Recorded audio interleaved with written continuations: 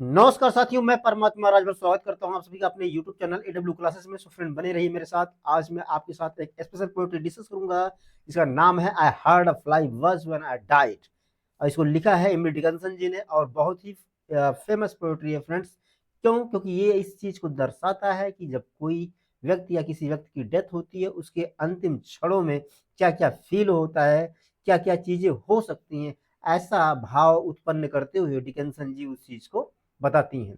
हाँ, एक और स्पेशल चीज फ्रेंड क्या है, अगर आप किसी भी चीज की तैयारी कर रहे हैं, जैसे टीचर लाइन में तैयारी कर रहे हैं, इंग्लिश लिटरेचर से तैयारी कर रहे हैं, TGT PGT KVS LT grade NET JRF and for the higher education, then there is no problem, just keep on watching my videos. I would like to provide all the videos for free. I will not charge even a single rupees for this type of lectures and videos. So stay with me, don't leave the site friend, otherwise you will miss important poetry. Okay, let's go. चलो चलते हैं friends topic पे, क्योंकि मैं आपका time ज़्यादा waste नहीं करूँगा। हाँ, यहाँ थोड़ा सा बताऊँगा फ्रेंड आपको। मैं क्या बताऊँगा कि एक ऐसी चीज़ है, कह रहा symbol of death and decay. तो ऐसी चीज़ को बता रही हैं, ये बहुत ही सीरियस मैटर है फ्रेंड। अब सीरियस मैटर का मतलब क्या है कि जब कोई व्यक्ति इस दुनिया को छोड़कर जाता है ना, या जाने से पहले कुछ ही समय जो बचे रहते हैं उस चीज़ को कह रहा है। यहां देखिए, the fly appears at the precious moment of death.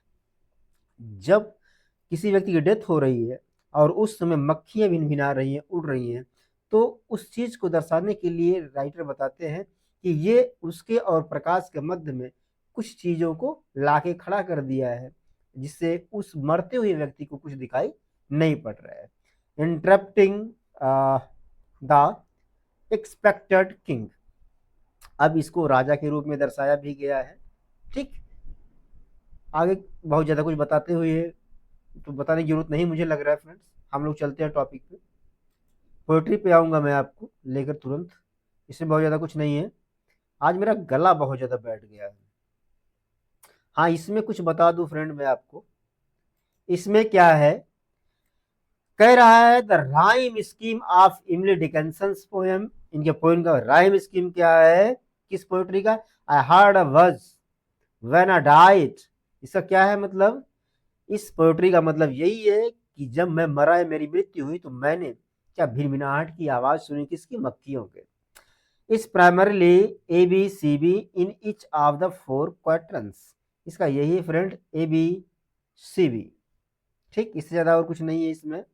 This means that the second and fourth line of each stanza, दूसरा और चौथा स्टेंजा, ठीक, जो लाइन है, राइम और नियर राइम। राइम एकदम, ये तो रेगुलेट करता है, रेगुलर, या तो लगभग लगभग राइम कर जाता है। While the first and third lines, पहला और तीसरा line, do not rhyme with those are is others, वे एक दूसरे से राइम नहीं करते, याद रखिएगा। Most of the rhymes are half rhymes are silent rhymes.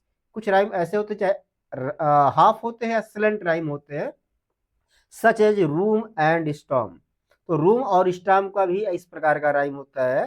Creating a subtle and sometime unsettling effect. कभी कभी इसका जो इफेक्ट होता है बहुत ज्यादा सेटिस्फाई नहीं करता है आपको। Only in the final stanza, केवल लास्ट स्टेंजा में, is there a full rhyme, पूर्ण रूप से राइम हुआ है, सच एज मी एंड सी, मी और सी में, which brings a sense of closure coinciding with the poem's ending, जिससे पोएम की अंत हो जाती है फ्रेंड। आशा करता हूँ ये समझ में आ रहा होगा आपके, क्योंकि ये बताना जरूरी है, एग्जाम्स वगैरह में पूछा जाता है फ्रेंड। आज मेरी तबीयत बहुत ज़्यादा ठीक नहीं फ्रेंड्स, जुकाम बहुत ज़्यादा है। मैं आपको ले आया हूँ फ्रेंड कहाँ, एकदम पोइट्री पर स्टेप बाय स्टेप बताऊंगा सब कुछ। बने रहिए मेरे साथ। कह रही है पोइटेस, मौत को दर्शाते हुए कि जब किसी व्यक्ति की मौत होती है तो उसे क्या क्या फील होता है, उसको दर्शाते हुए बताती हैं।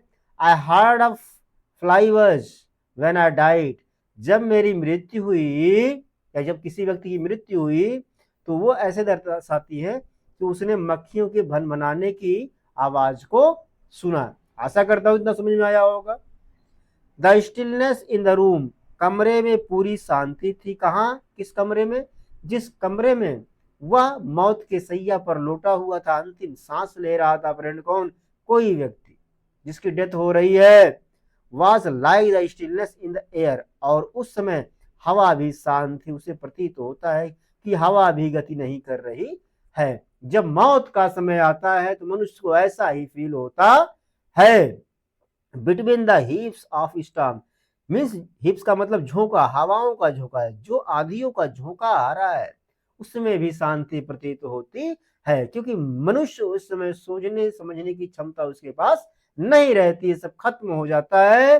द आई राउंड, आंखों के चारों तरफ, इधर और इधर, याद रखिएगा, हैड रंग them dry.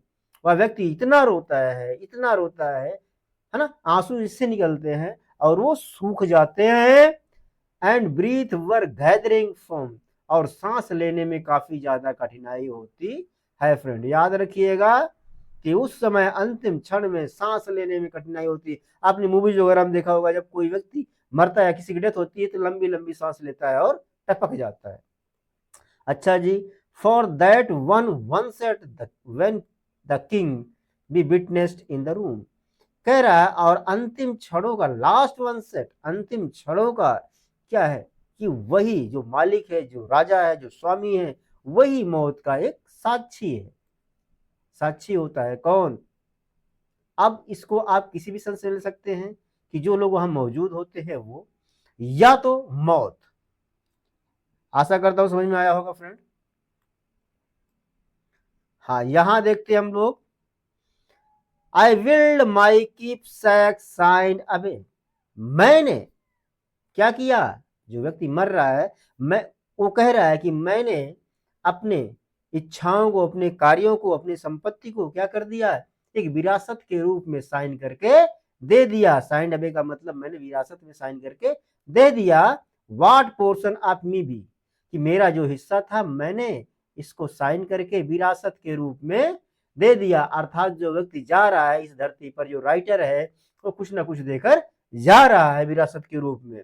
Assignable and then it was, हाँ वही चीज असाइनेबल था जो मेरे पास था। ऐसा नहीं है कि मैं सारी चीजों को साइन करके या विरासत के रूप में दे सकता हूं, जो मेरे पास था मैंने वही दिया। देयर इंटरपोस्ट ए फ्लाई, और उसी के मध्य में, जैसे सोच आती है उसी के मध्य में इंटरप्ट करने के लिए, डिस्टर्ब करने के लिए एक मक्खी आ जाती है। फ्लाई का मतलब फ्रेंड मक्खी आ जाती है उसी समय। ठीक, आशा करता हूं समझ में आ रहा होगा।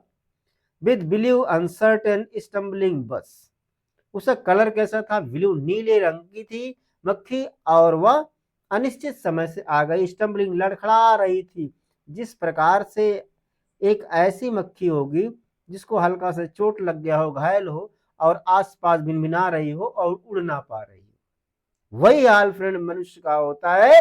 अंतिम क्षणों में वो क्या करता है? कोशिश बहुत करता है, छटपटाता, पटकता पैरों को, बट वह कुछ कर नहीं पाता। तो यही कह रही है कि अंतिम क्षण में उनके पास एक मक्खी आ गई और डिस्टर्ब करने लगी। बिटवीन द लाइट एंड मी, जो व्यक्ति सरसैया पे लोटा हुआ, मौत के सैया पे लोटा हुआ है, उसके बीच में और उसके पास जो प्रकाश, जो लाइट, रोशनी आ रही, उसके मध्य में एक मक्खी आ गई। जैसे मान के चलो कोई व्यक्ति यहाँ है, लेटा हुआ है, यहाँ से प्रकाश आ रही है सूर्य की, और यहाँ पे एक मक्खी आके ऐसे खड़ी हो जाए, बड़ी सी लगने लगे, तो क्या इस व्यक्ति को ये सूर्य नहीं दिखाई दे रहा, ये रोशनी नहीं दिखाई दे रही? There between the light and me, प्रकाश और उस व्यक्ति के बीच में क्या आ गया? एक मक्खी आ गई। And then the window failed, window, खिड़की क्या हो गया? फेल हो गया। विंडो का मतलब आप कह सकते हैं कि जो हमारा सोचने समझने की क्षमता, दिमाग है, वो फेल हो गया। And then I could not see to see, इसलिए उस समय में कुछ देख नहीं पाई। अंतिम क्षण में यही होता है मित्रों कि कोई कुछ देख ही नहीं पाता है।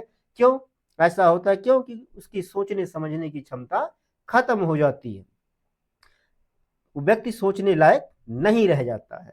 तो फ्रेंड आशा करता हूं समझ में आया होगा आपके ये पोएट्री। अगर आपको ये पोएट्री अच्छी लगी हो friends, please watch, like, share and subscribe. Don't try to leave this videos without watching completely, बिना पूरा देखे आप मत छोड़िएगा इस वीडियो को फ्रेंड। ये मैं बहुत छोटी सी वीडियो बनाया हूँ और हो सकता है आपके किसी भी एग्जाम में काम आ जाए। ठीक, मिलते हैं किसी और नेक्स्ट सेशन में, तब तक के लिए नमस्कार।